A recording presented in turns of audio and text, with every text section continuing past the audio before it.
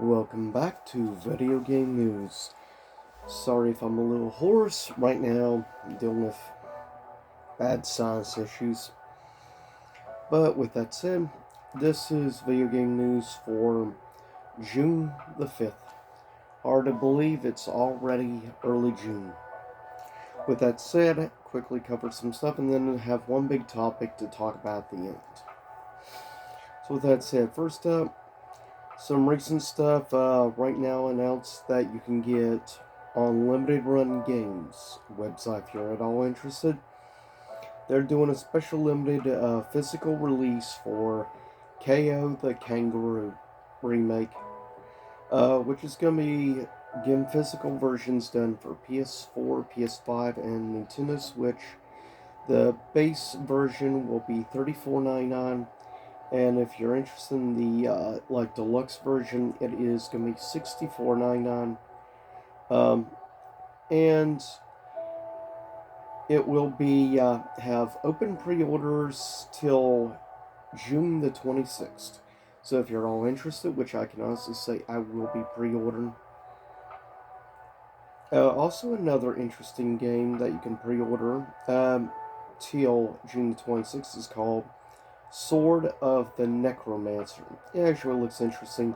It is also going to be available on all three platforms that KO is on, so PS4, PS5, and Switch.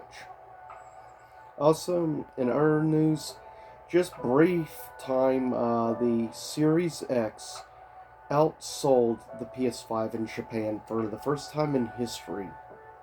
Though it had more to do with the fact there were more available Xbox units available at the time in Japan than Sony had of PS5s.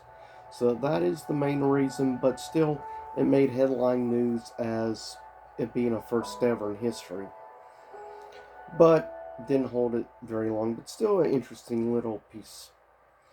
Also, um, let's see here. Also, there is Horizon and Gran Turismo and God of War apparently have TV shows are currently in the works, which I'm not sure how I feel about that. Also, in other news, My Little Pony inspired fighter being released for the indie fighting game Them's Fighting Herds. And it stated in the trailer stuff that gallops to consoles this fall. Also, Valve says it's working on Team Fortress 2's bot problems, which interesting. That shows there's still definitely a big loyal fan base and player base on Team Fortress 2. Not surprised though. Also, um, of course, this year there is no gonna be normal E3. Uh, of some of the stuff announced, Netflix Geeked Week, as they're calling it, which is gonna be from the 6th to the 10th of June. Also, Summer Games Fest is going to be live June the 9th at 2 p.m. Eastern Time, 11 a.m. Western or Pacific Time. Also, you have Day of Devs, which takes place just after that. Also, you have Tribeca Games Hot Light or Spotlight, which is going to be June the 10th, 3 p.m. Eastern Standard Time. Guerrilla Collective is going to be on June the 11th at 11 a.m. Eastern Time. Also, we have a few others. Xbox/Bethesda is going to be June the 12th at 1 p.m. Eastern Time. And there's going to be a PC show at 3:30 p.m. later that day. Also, quickly announce a few pieces of info. KO the Kangaroo PS5 version has a 61% correct score on Metacritic. No user, no info at all for PS4. No info on PC. Switch has a 69% correct. No user. Xbox One, no info. Series X has a 67% correct. No user. And also Apex Legends Mobile, which is exclusive to iOS, has a 77% correct, no user. And quick piece of box office news.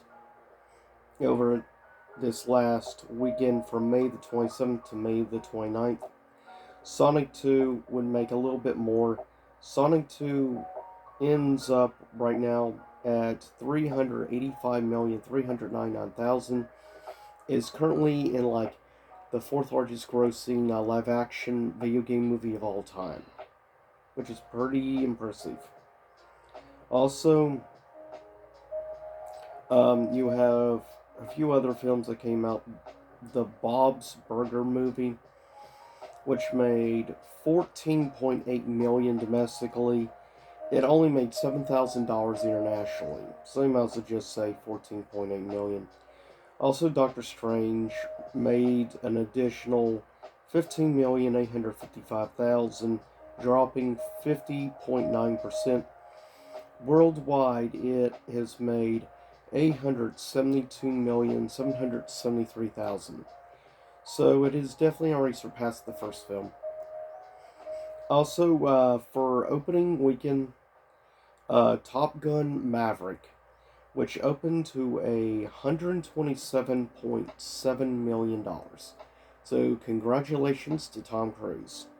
Also, worldwide, Top Gun opened to $282 million. Within a period of like 6 days, it already surpassed the original Top Gun's box office. But then again, the original was in like the mid-80s, so that's not too surprising. Also, a weird little piece of news.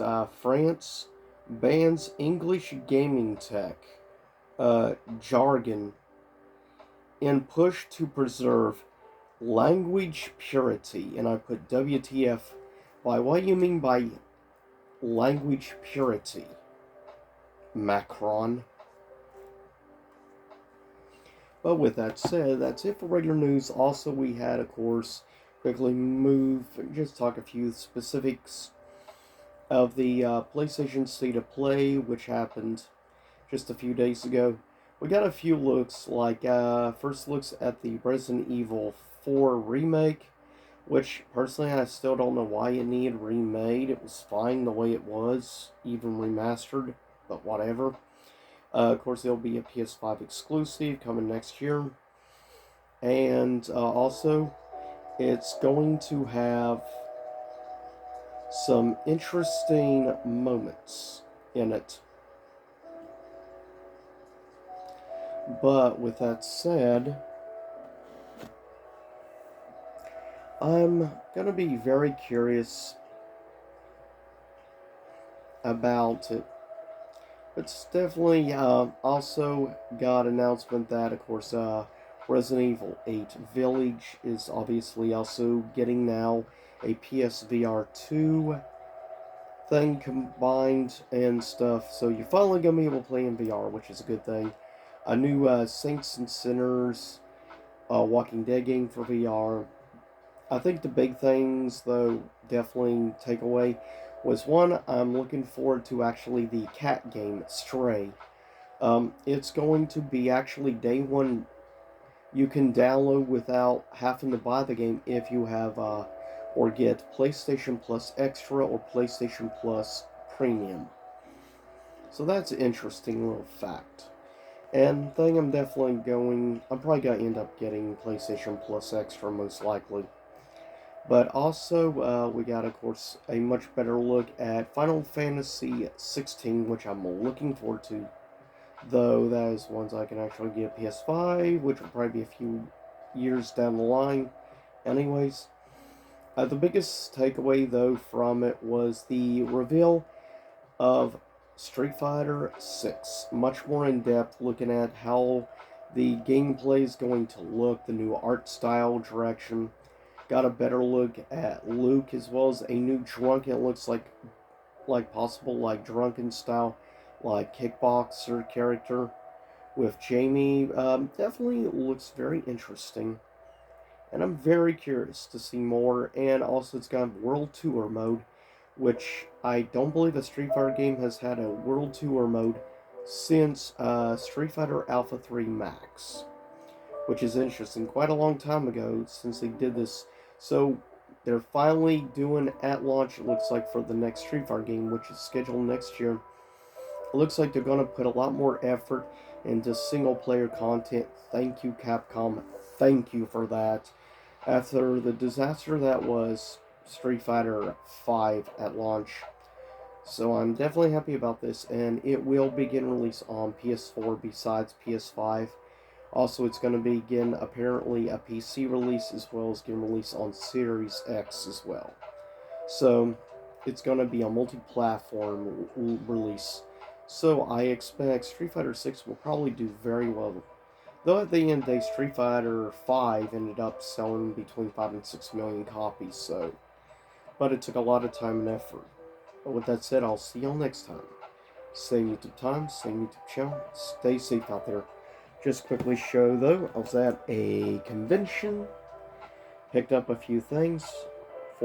First off, we have, of course, Terra, known partially as, and of course, Final Fantasy VI. Also a cool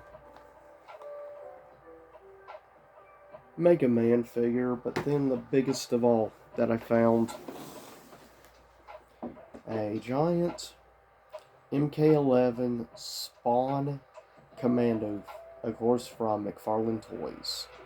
But with that said, I'll see y'all next time. Same YouTube time, same YouTube channel. Stay safe out there.